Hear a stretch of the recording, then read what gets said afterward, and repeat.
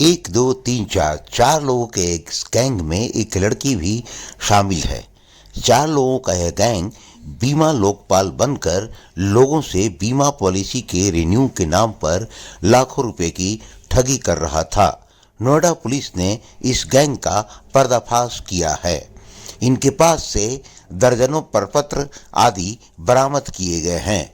नोएडा के डीसीपी जमुना प्रसाद से जानिए बीमा लोकपाल बनकर ठगी करने वाली इस गैंग की के अंतर्गत सेक्टर 11 में एक फर्जी कॉल सेंटर ऑपरेट हो रहा था, जिसके बारे में जानकारी मिली, जिसमें टीम ने सीपी मैम के निर्देशन में काम किया और यहाँ पे जो हमारे एडिशनल एसपी हैं और हमारी जो एसीपी हैं, इन लोगों ने इसको पूरे गैंग को मॉनिटर किया कि कैसे ये ऑपरेट कर रहा है, कैसे ये लोगों को फ्रॉड कर रहा है, इसके बारे में जानकारियाँ इकट्ठी की और उसके बाद इस गैंग को बस्ट किया गया। ये लोग लोकपाल बीमा अधिकारी बन करके लोगों को फ़ोन करते थे, उसके बाद उनको जिनकी पॉलिसियां बंद हो गई हैं या लैप्स हो रही हैं उनको टारगेट करते थे और उसके बाद उसको ऑफर देते थे कि तुम्हारा 30 से 35%, 40% जमा कर दो, इसके बाद हम तुम्हारी पॉलिसी रिन्यू करा देंगे। रिन्यू कराने के नाम पे या रीऑपरेट कराने के नाम पे ये पैसे एक्सटॉर्शन करते थे। इन्होंने 30 से लेकर के लगभग 10 से 12 लाख रुपए तक किसी किसी से वसूला है, किसी से 30,000 रुपये। जैसा जैसा विक्टिम फंसता जाता था उसी हिसाब से इनका एक्सटॉर्शन बढ़ता जाता था।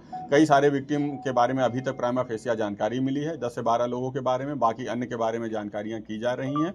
इसके अलावा ये 4 मुख्य अभियुक्त हैं जो गिरफ्तार हुए हैं इनको, और इनके पास से 16 मोबाइल, 1317 प्रपत्र और एक बैंक अकाउंट और अन्य डिटेल प्राप्त हुए हैं, जिनके बारे में विधिक जानकारी की जा रही है। और इसके अलावा जितने भी विक्टिम हैं उनसे संपर्क करके और भी महत्वपूर्ण कार्रवाई की जाएगी। कब से कर रहे थे ठगी? ये लगभग 2 महीने से ये ऑपरेट कर रहे थे और अभी ये कम ही शिकार कर पाए हैं और हमारी जो टीम है उसने बड़े उत्साह के साथ काम किया। मैम के निर्देशन में सीपी मैम ने बहुत ही वो किया था, इसको फोकस किया था कि ऐसे जो लोगों को परेशान करने वाले गैंग हैं, एक्सटॉर्शन करने वाले गैंग हैं, उन पे काम किया जाए। तो ये टीम ने काम किया है और बहुत ही अच्छा हुआ। जिन लोगों के साथ ठगी की है वो दूर दराज के रहने वाले हैं, एनसीआर के?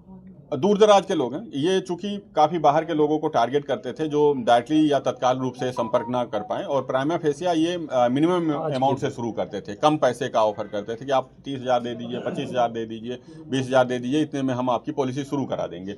जिसकी 2-3 किस्तें बंद हो गई हैं या कई किस्तें नहीं जमा है या इनऑपरेटिव हो गया है अकाउंट जो इनका पॉलिसी अकाउंट था, तो उसको ये लोग उसको टारगेट करते थे और टारगेट करने के बाद उसको फिर धीरे धीरे ऑफर लालच देना शुरू करते थे। एक बार जब वो फंसने लगता था तो फिर वो रेस्ट अमाउंट और जमा कर दीजिए, रेस्ट अमाउंट और जमा कर दीजिए, इस तरीके से कई बार में उससे अमाउंट जमा कराते रहते थे और लगातार अमाउंट जमा होते होते वो लाखों में भी पहुंच जाता था कुछ लोगों का अमाउंट। सर डेटा कहाँ से लेते थे ये लोग? ये डेटा अपने संपर्कों के माध्यम से, चूंकि इसमें एक लड़का पूर्व में भी काम कर चुका है इसी पॉलिसी उसमें, तो उसको जानकारी थी, वहां से वो लेके आता था।